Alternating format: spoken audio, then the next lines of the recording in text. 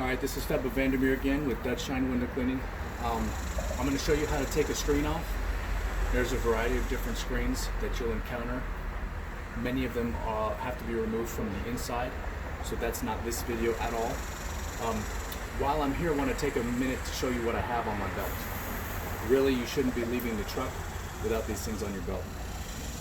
I have my screen tool. If nothing else, screen tool.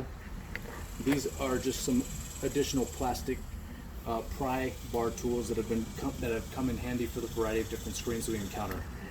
I keep these because if you miss the screen for whatever reason, you hit the window, you can buff plastic off a window pretty easily. Okay, so you've got your screen tool. Steel wool. Steel wool is the 4 quadruple 0 steel wool that we use to get the bulk of the dirt off the window.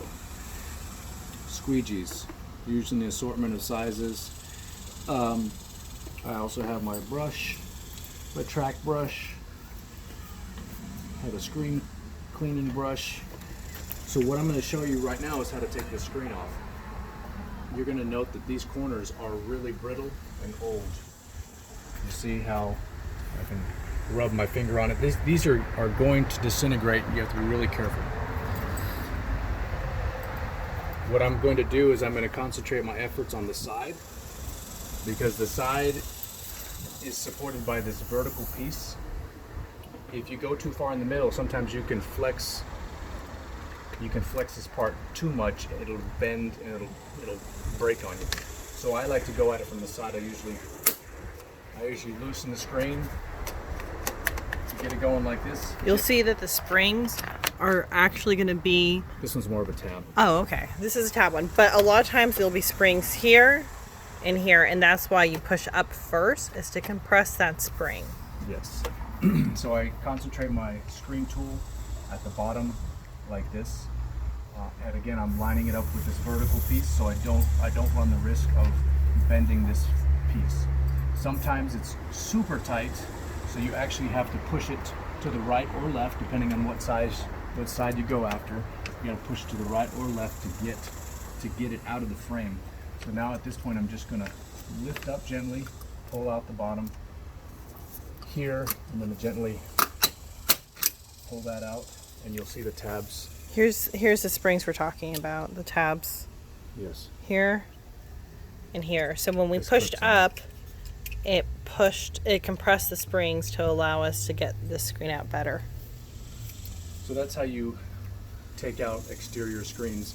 I don't recommend ever using the tabs, even though the tabs are theoretically there to help the homeowner to lift the window out. They always tear off. They fall out very easily, so if you can find a way to take it out without handling the tabs, it's preferred. In the event that when you take out the screen, the frame is there's already a tear in the screen, or the frame is wobbly or broken, immediately let the homeowner know. It is really important. Otherwise, if they discover it later, then we're the ones who end up having to repair the screen for a screen that was already damaged. You also want to take note of where that screen came from. So you want to, if you've got a single story or a double story, you want to keep all the second story window screens together. Mm-hmm. And you want to have some form of method of tracking. So if you want to use the front door of the house as a starting point, you can use that. So basically you can say, okay, the front door, we're going to go counterclockwise or clockwise, counting off 1, 2, 3, 4, 5, 6.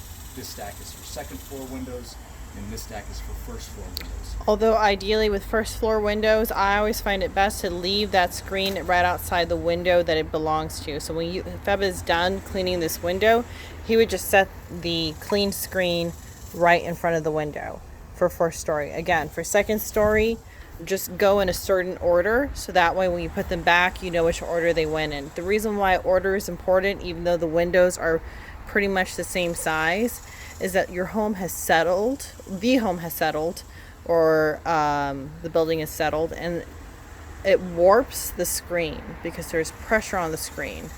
So the screen a lot of times will only go back into the window from which it has been sitting in for a long time.